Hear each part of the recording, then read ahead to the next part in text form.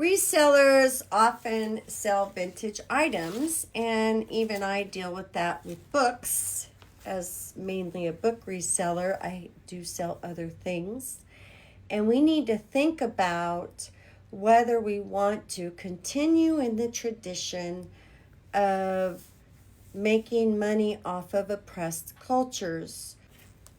For example, these books are the stories of Uncle Remus, which is derived from the Song of the South, which was a Disney movie that came out in 1943. But the original stories were written in the 1870s or published about 10 years after, as Reconstruction was ending, right? And so Reconstruction was supposed to help the freed enslaved peoples get back on their feet again.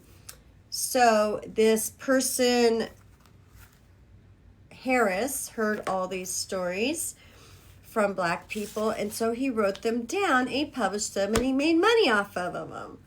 And never did he cite names of people, the source of people. Black people didn't really have a chance to publish their work or stories till the Harlem Renaissance. It's not just the fact of what does it say, does it represent the culture properly, does it reinforce negative stereotypes, does it misrepresent things, does it contribute to stereotypes, and in that way it's a lie.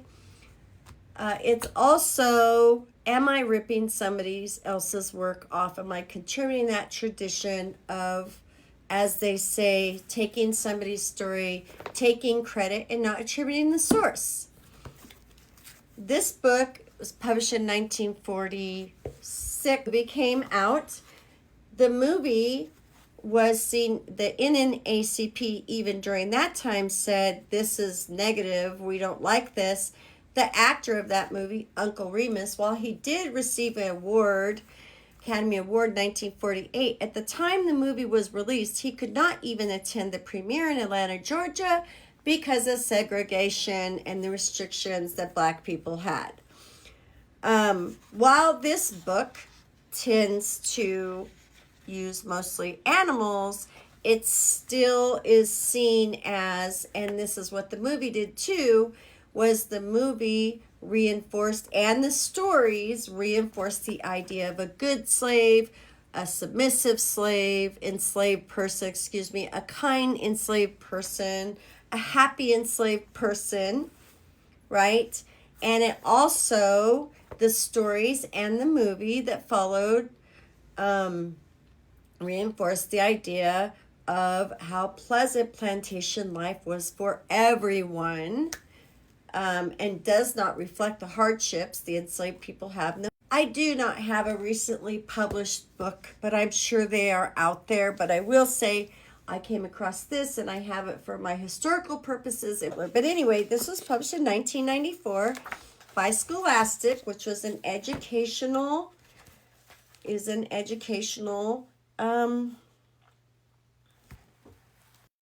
publisher. This is Christmas in the Big House, Christmas in the Quarters. And here is this family.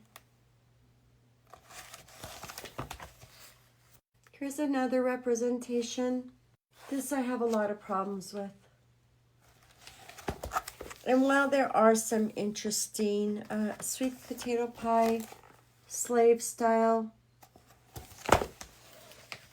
it really does not reflect the truth of the plantation life. It just doesn't.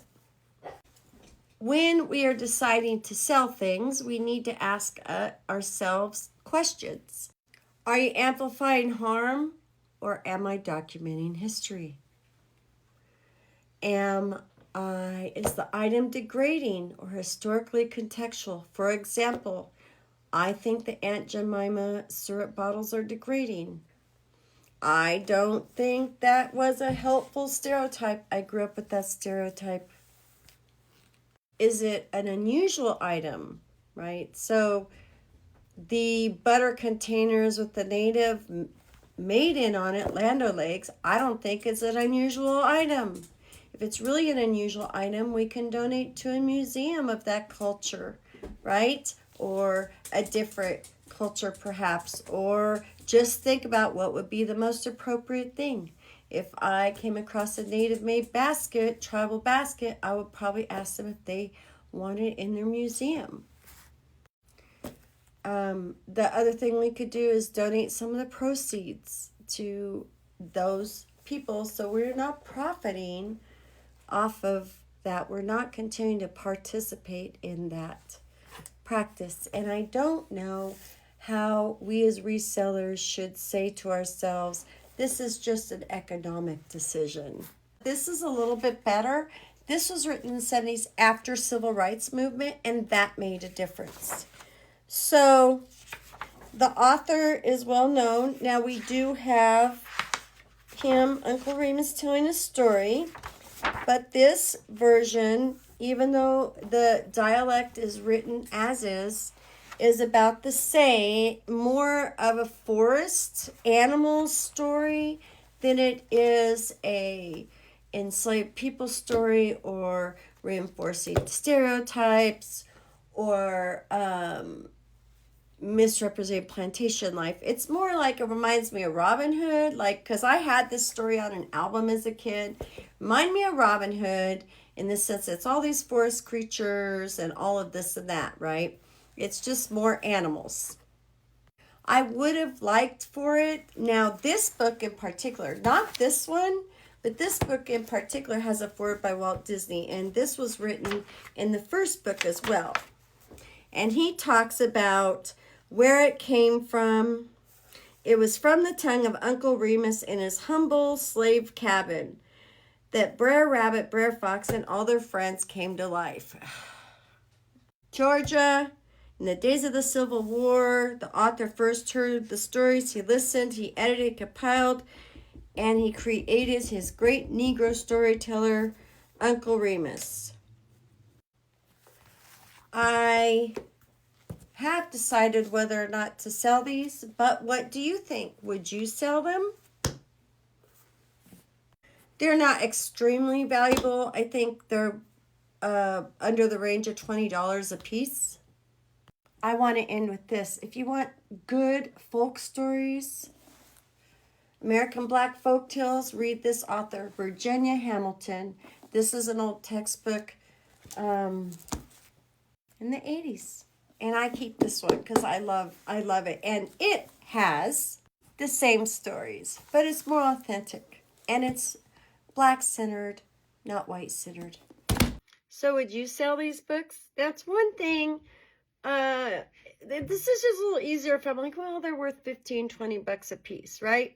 Something that's worth a little bit amount of money. But what about if you found one of the Black Americana, to put it nicely, cookie jars as a pair, and each one you paid $5 for, and they'd sold for $225. Now they're not as collectible, thankfully. I just looked them up as they were. There's, you sell those, would that be a harder choice?